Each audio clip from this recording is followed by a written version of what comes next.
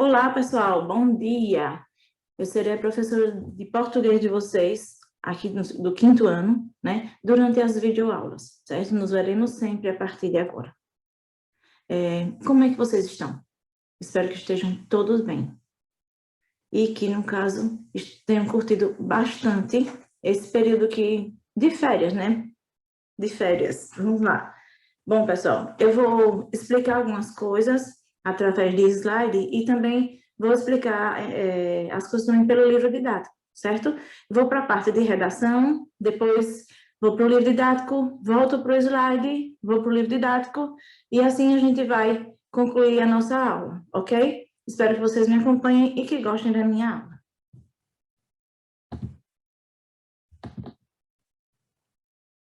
Bom, na parte de redação, aqui para o quinto ano, nós vamos falar sobre crônica, né? Vocês já devem ter visto muitas por aí, só não souberam reconhecer, mas é um texto muito gostoso de se ler, certo? A crônica, ela narra um fato do cotidiano que envolve um ou mais personagens. Quando a gente fala do cotidiano, é fatos do nosso dia a dia, certo? A linguagem empregada é simples, informal e descontraída. Ou seja, a linguagem, essa linguagem que a gente está acostumada a falar com os nossos amigos, com as pessoas mais próximas, né? Uma forma, assim, de um jeito mais informal, descontraída, uma coisa mais alegre, certo? O narrador pode ser um personagem da história ou um narrador observador, ou seja, o narrador ele pode ser uma pessoa que participa da história ou pode ser uma pessoa que apenas observa a história de fora e conta ao modo dela. Vamos lá? Aqui tem uma curiosidade sobre crônica que eu achei interessante colocar para vocês do quinto ano. Vamos lá. A crônica começou a se desenvolver no Brasil em meados do século XIX, juntamente com o nascimento da imprensa no país. Dentre os primeiros cronistas brasileiros estão Machado de Assis e José de Alencar, que vocês ainda vão ouvir falar muito deles, no caso. A palavra crônica, em latim, faz referência ao tempo, à cronologia. O nome crônica, no entanto, já era usado para designar outro estilo de literatura desde o século XV. Na Europa medieval e renascentista, as crônicas eram textos que faziam relatos dos fatos históricos, ou seja, não contavam somente fatos comuns do cotidiano, eles contavam coisas, fatos históricos, aquilo que hoje está em muitos livros de história, contavam aquelas coisas que muitos de vocês veem hoje, né, quando vocês pegam livro de história, livro de qualquer outra disciplina, mas muitos desses cronistas trabalhavam relacionado a isso, a relatar fatos históricos, fatos que viriam ser do nosso conhecimento mais adiante, ou seja, nos dias atuais. As atividades relacionadas à crônica nós vamos ver agora, certo? Eu vou dar uma parada na apresentação do slide e depois eu retorno para fazer a parte de português. Em relação à crônica, vocês vão abrir o livro na página 12 a 15 e nós vamos ver lá uma atividade de interpretação e compreensão relacionada ao texto O Torcedor, certo? Vamos lá, pessoal?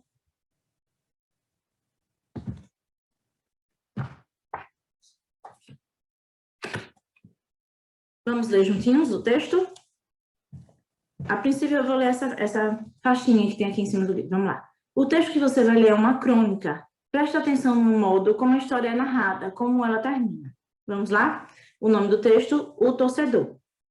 No jogo de decisão do campeonato, Evagrio torceu pelo Atlético Mineiro, não porque fosse atleticano ou mineiro, mas porque receava o carnaval nas ruas se o Flamengo vencesse.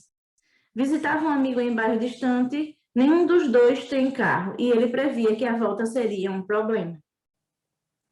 O Flamengo triunfou e Evagrio deixou de ser atleticano para detestar todos os clubes de futebol que perturbavam a vida humana com suas vitórias. Saindo em busca de táxi inexistente, acabou se metendo num ônibus em que não cabia mais ninguém. E havia 2 bandeiras rubro-negras para cada passageiro. E não eram bandeiras pequenas nem torcedores exaustos. Estes pareciam ter guardado a capacidade de grito para depois da vitória. Evagrio sentiu-se dentro do Maracanã, até mesmo dentro da bola chutada por 44 pés. A bola era ele, embora ninguém reparasse naquela esfera humana que ansiava por tornar-se gente a caminho de casa.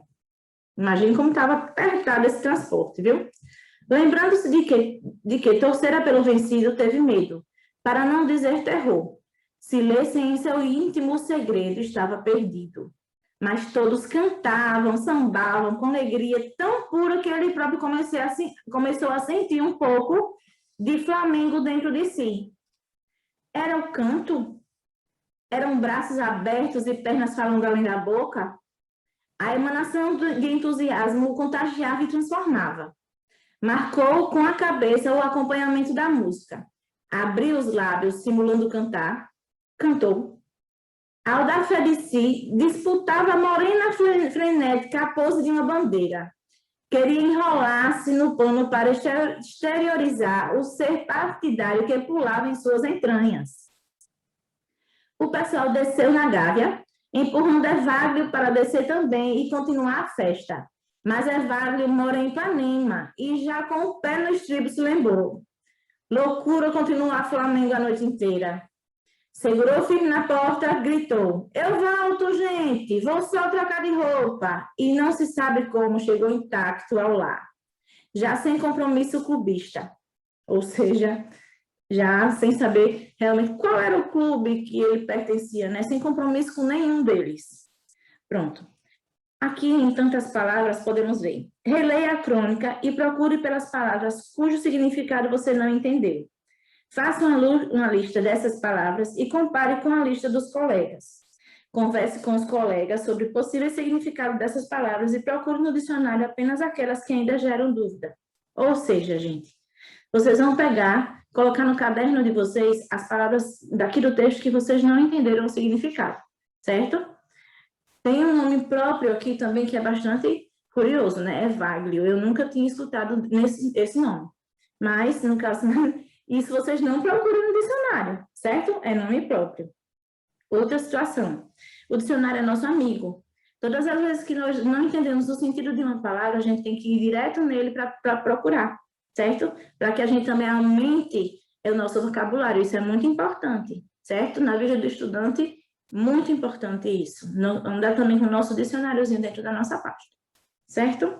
Agora vamos lá. Página 14. Um pouco de conversa. Converse com os colegas. Que time estavam jogando? Onde Evagrio estava na hora do jogo? Para quem Evagrio estava torcendo? Por quê? Qual foi o resultado do jogo?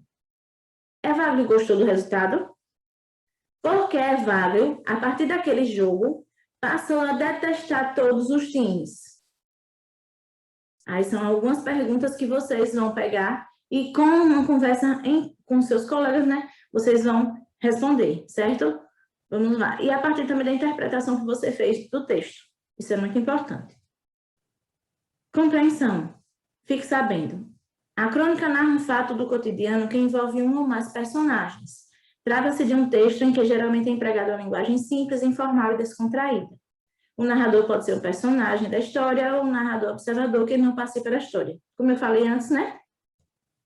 O narrador pode ser um narrador personagem, aquele que participa da história, aquele que está dentro da história, e pode ser também um narrador observador, aquele que narra os fatos de acordo com o que ele vê de fora do acontecido. Ou seja, ele está ali observando, vê os fatos e começa a narrá-los, certo? Agora vamos lá para a segunda parte. Que fato do cotidiano é narrado na crônica O Torcedor? O que foi que aconteceu, o que foi narrado durante o texto O Torcedor? Quem são os personagens dessa crônica? Vejam aí, tem um ou mais personagens. Quem são eles? O narrador da crônica é uma pessoa, um personagem ou apenas um observador? Ele participa da história ou ele narra como narrador observador? Ele somente observa e, a partir daí, ele narra a história. Explique. Quinta questão. Pinte o quadrinho da foto que mostra uma festa de comemoração de campeonato de futebol. Ou seja, vocês não vão pintar, vocês vão colocar no caderno, né? Primeiro, segundo ou terceiro quadrinho. Então, vocês vão dizer bem assim, a festa de São João, coisa da escola de samba, ou ônibus com os torcedores, vocês vão colocar direitinho no caderno qual é, certo? Porque Evagrio previa que a volta para casa seria um problema. Por que será, né? Agora vamos para a sexta questão. Releia esse trecho da crônica. Releia esse trecho da crônica. Lembrando-se de que torcera pelo vencido, teve medo, para não dizer terror. Se lesse em seu íntimo segredo, estava perdido. Letra A. Qual era o segredo de Evagrio? Letra B. Sublinhe no trecho palavras ou expressões usadas pelo narrador para caracterizar a angústia de Evagrio, caso os torcedores descobrissem o segredo. No caso, você vai pegar e anotar essas palavras no seu caderno. Fique sabendo, o autor extrai o humor de situações que geralmente deixam as pessoas irritadas e tensas no dia a dia. Exatamente, ele pegou uma situação que para muitas pessoas é bem, como é que eu posso dizer, constrangedoras, irritantes, né? E trouxe humor a ela. A questão da, como é que vamos dizer aqui, né? A questão da parte descontraída da história. Sétimo, releia os seguintes trechos da crônica. Letra A. O Flamengo triunfou e Evagrio deixou de ser atleticano para detestar todos os clubes de futebol que perturbam a vida humana com suas histórias. Número 1. Por que os clubes de futebol perturbam a vida na cidade? Pronto. Até aí é a atividade de redação. Certo, pessoal? Vocês vão fazer com muito amor. Espero que vocês se saiam muito bem, né, na atividade de interpretação e compreensão textual. Ok? Não guardem dúvidas. Voltem ao texto tantas vezes forem necessárias para que vocês consigam fazer a atividade de interpretação. Certo? Porque na primeira leitura do texto, nem sempre a gente consegue responder uma atividade. Então, vocês façam uma, duas, três, quantas forem necessárias. O importante é que vocês entendam o texto que vocês estão lendo e também que vocês possam interpretá-lo de maneira correta, ok? Agora nós vamos passar para uma parte que é relacionada a português, ok? Vamos lá, vamos voltar ao slide.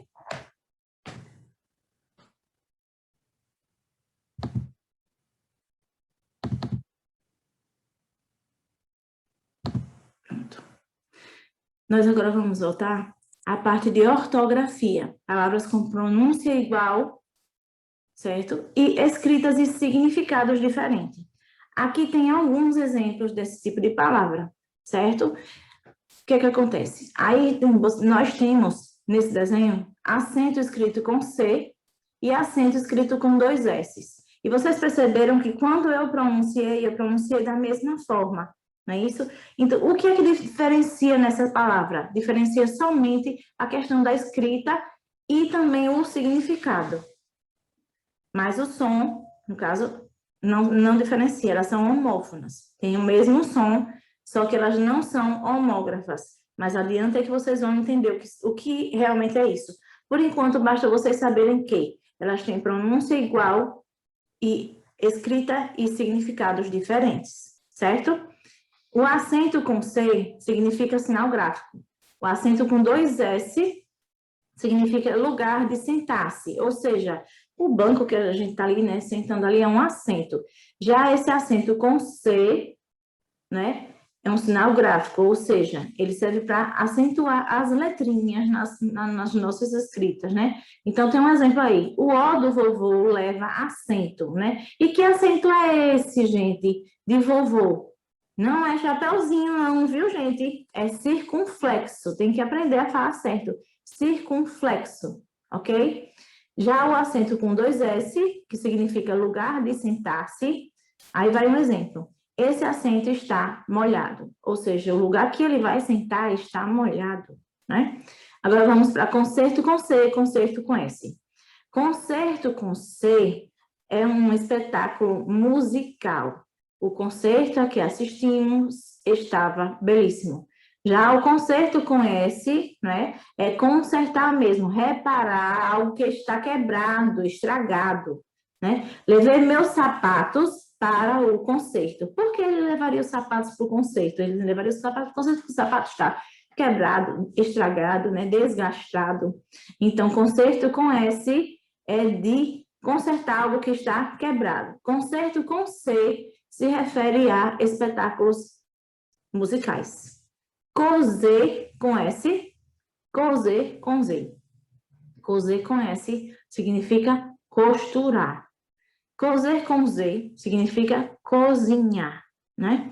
O coser com S, vamos lá para um exemplo, é preciso coser todas estas roupas, ou seja, é preciso costurar todas estas roupas, né? Coser com Z. Vovó gosta de cozer para toda a família, ou seja, vovó gosta de cozinhar para toda a família, ok? Cesto com X, né, que corresponde ao numeral ordinal, né, gente? Vocês sabem que em relação ao numeral tem ordinal, cardinal, e tem outros que eu esqueci agora, afinal de contas eu sou professora de português e esqueci desse detalhe. Agora, não é que não seja relacionado a português, mas agora, no momento, eu esqueci, me deu um branco. Vamos lá. Sexto com X, numeral ordinal. Estou no sexto ano. Sexto com S significa balaio onde se coloca algo. Nesse caso, esse sexto com S corresponde àquelas cestinhas que a gente vê que o pessoal faz de palha, essas coisas assim. Então, os gatinhos estão no cesto, certo? É uma coisa mais, como é que eu posso dizer? Mais rústica, né? O balaio é onde se coloca algo, ou seja, a cesta, o cesto que ele está falando é a mesma coisa que cesta, né? Aquela de palha, ok? E sexto, numeral ordinal. Estou no sexto ano, né? Numeral ordinal, cardinal, fracionário e acho que romano, se eu não me engano. Vamos lá para a próxima. Como podemos perceber, no slide anterior, essas palavras possuem pronúncia igual e escrita diferente. Seu significado tem outro sentido, e quem nos leva a perceber isso é nosso amigo dicionário. Através dele, descobrimos o significado de todas as palavras. Como eu já falei antes, o dicionário ele é o nosso amigo. Ele faz com que nós possamos descobrir o significado de várias palavras e faz com que a gente ganhe um mundo, né? Porque aí aumenta nosso vocabulário melhor para nós. Agora vocês vão abrir o livro na página 20, que a gente vai falar algumas coisas sobre a questão de palavras com pronúncia igual e escritas em sentidos diferentes, ok? Vou parar a apresentação do slide, daqui a pouquinho a gente volta para cá. Aí na página 20, né? Vamos lá. Ortografia. Palavras com pronúncia igual. Vamos aqui fazer a leitura dessa imagem, né? Venham todos! A sessão de hoje será inesquecível. Comprem seus ingressos para o Circo Pirilampos na sessão de bilheteria, porque o espetáculo já vai começar. Para a garotada, haverá uma sessão especial de brindes. Coisa boa, né, gente? Vamos lá. Com os colegas, explique o significado das palavras destacadas no balão. Vocês perceberam que aí tem 3 formas de se escrever a palavra sessão, não é isso? Cada um com um significado diferente. Aqui embaixo tem as palavras sessão, sessão e sessão. Vejam que a pronúncia é igual, a escrita e significados diferentes. Tem a mesma pronúncia, mas a grafia e o significado são diferentes. Sessão 1. Cada apresentação de filme, de circo, etc. 2. Tempo que dura um espetáculo, uma reunião, um trabalho. Ou seja, essa forma de se escrever a palavra sessão, ela tem 2 significados, certo? Sessão 1. No caso, a segunda forma de se escrever a palavra sessão. Parte de um todo, segmento, divisão, setor. 2. Cada uma das divisões de um estabelecimento qualquer, repartição. Terceira forma de se escrever a palavra sessão. 1. Ato de ceder, entregar ou dar direito. Ou dar por direito, no caso. 2. Empréstimo, transferência a outro da posse de algo, doação. Esses são os 3 significados das 3 formas diferentes de se escrever a palavra sessão, ok? Agora, aqui embaixo, vocês vão completar essa atividade de acordo com o significado de cada forma de escrita dessa. Ou seja, complete as frases com palavras sessão, sessão e sessão. De acordo com a frase, vocês vão complementar a palavra, o significado está aqui. Aí, o que é que vocês vão fazer? Vocês vão tentar entender o contexto, entender o que a frase está querendo falar e vão complementar com a palavra correta, a forma escrita correta da palavra sessão, correspondente ao sentido da frase, né? Aqui tem, hoje não haverá sessão na Câmara. Na Câmara, no caso, dos deputados. Aí vocês vão ver aqui se é a primeira forma de se escrever, a segunda ou a terceira forma, certo? Letra B. A de senhas para o atendimento será das 8 às 16, né? Então, vocês vão ver também qual a forma de sessão a ser escrita. Mamãe e eu assistiremos ao filme logo na primeira. Você sabe onde fica a de brinquedos? Eu adoro a de quadrinhos do jornal, né? Agora vamos para a terceira questão. Leia esta tirinha em voz alta e depois converse com os colegas.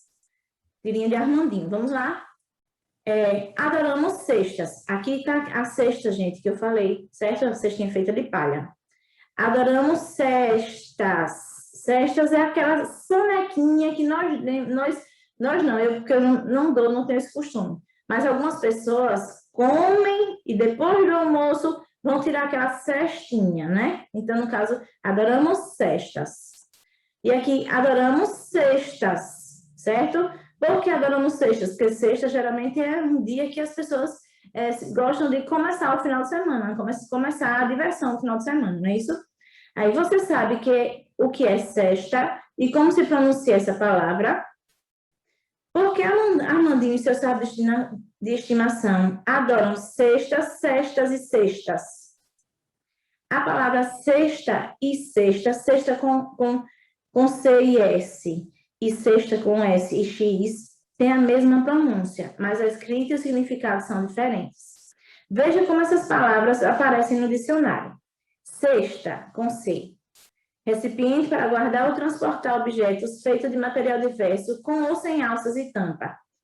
Rede, no jogo de basquete, por onde deve passar a bola para valer o ponto. Agora, sexta, no caso, pode ser o quê? Numeral ordinal ou dia da semana, né? Numeral ordinal e fracionário, que corresponde a 6. Agora, quarta questão. Complete as frases com sexta, sexto, sexta ou sexto. Pedro, pega a camisa que está nu, de roupas limpas, por favor. Ele se esforçou muito, mas só chegou em lugar. Mamãe levou uma de frutas para as crianças na creche. Na próxima feira, será disputada a final do campeonato de basquete na escola. Janeiro é o primeiro mês do ano. Junho é o... Pronto. Aqui tem uma observaçãozinha. Não confunda C com S ou C cedilha. Meu pai ganhou de presente. Não serviu, por isso que ele deve mudar a sua alimentar, certo? Então, vocês vão completar também aqui embaixo. Lembrando, pessoal, que vocês vão pegar, colocar o número da questão, a letrinha correspondente e fazer no caderno, ok? Agora, nós vamos para uma outra parte, que também é de português. Agora, nós vamos falar sobre um outro assunto. Espero que vocês estejam todos acompanhando. Vamos lá? Voltando para o slide.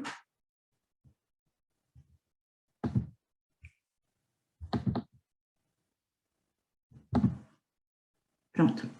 Agora nós vamos falar sobre as várias formas, ou melhor, as 4 formas de se escrever o porquê, né, gente? Porquê separado e sem acento.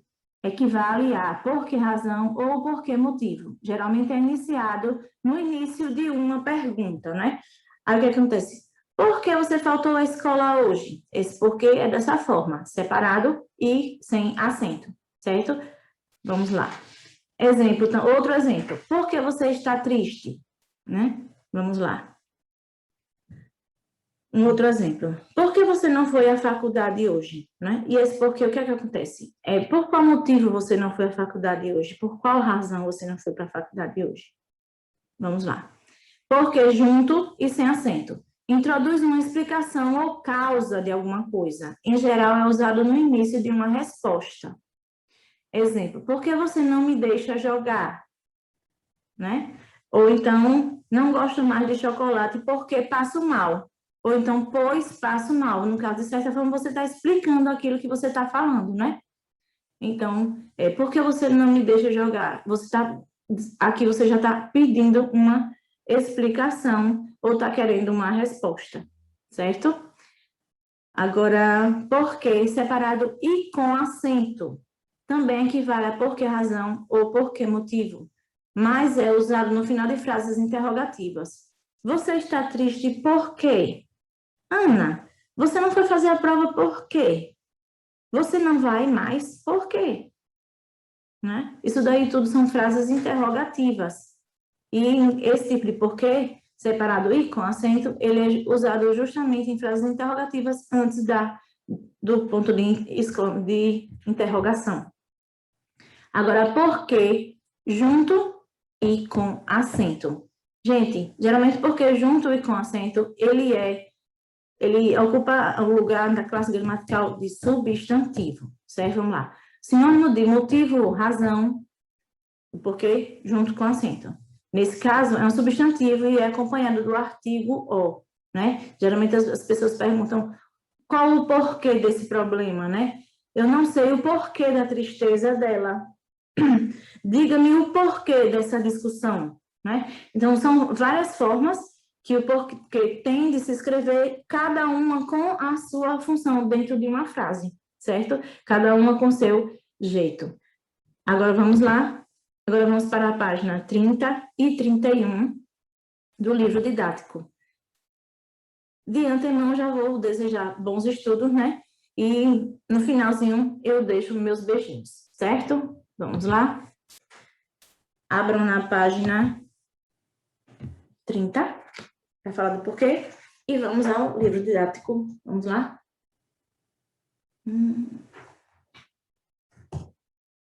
As palavras porquê e porquê. Observe as falas destas cenas e em seguida responda as questões. Por que você está chorando? Lembre-se que aqui é o quê? Ele está iniciando uma frase, certo? E está querendo uma resposta. Por que você não me deixa jogar direito? Ele está dando uma resposta, né? Seu irmão está chorando por quê? Mãe, não sei o porquê da choradeira do Felipe, né, gente? Vamos lá.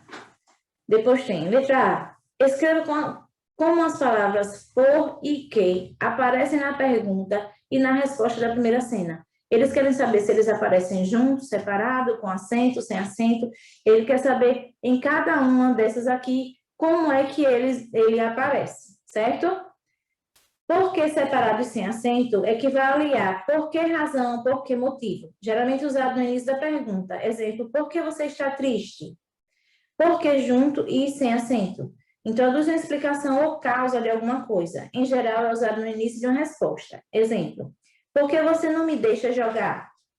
Letra B. Escreva como as palavras por que aparecem na pergunta da segunda cena, né? Na questão já do irmãozinho aqui, na segunda cena daqui do livro. Agora, escreva como elas aparecem na resposta. Por que separado e com acento? Também equivale a por que razão, por que motivo, mas é usado no final de frases interrogativas. Exemplo, você está triste por quê? E por quê, né, no caso substantivo, junto e com acento. É sinônimo de motivo ou razão. Nesse caso, é um substantivo e é acompanhado do artigo o. Exemplo, eu não sei o porquê da tristeza dela.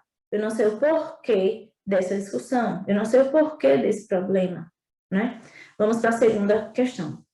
Reescreva as frases e complete-as com porquê e o porquê, certo? De acordo com a localização e o significado desse porquê dentro da frase, vocês vão completá-las, certo? Você briga muito com seu irmão, como é esse porquê, né? Explica a seus pais, vocês brigam tanto. Ninguém sabe o das brigas entre você e seu irmão. Vocês não brincam ao invés de brigar. Precisam ouvir nossos pais? Eles gostam muito de nós. Terceira questão. Complete as lacunas com porquê ou porquê. Porquê juntos sem acento e porquê separado sem acento. E divirta-se com a piada, certo? O médico perguntou, você tomou medicação às 6 da manhã e se eu disse para você tomar às 9? Doutor, era bom?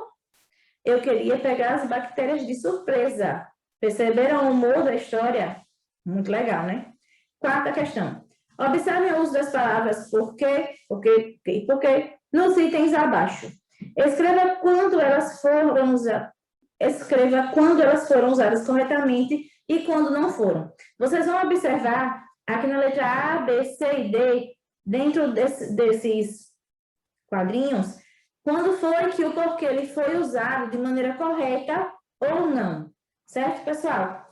Espero que vocês tenham gostado da aula de hoje e nós nos veremos nas próximas aulas. Espero que vocês estejam e fiquem todos bem, né?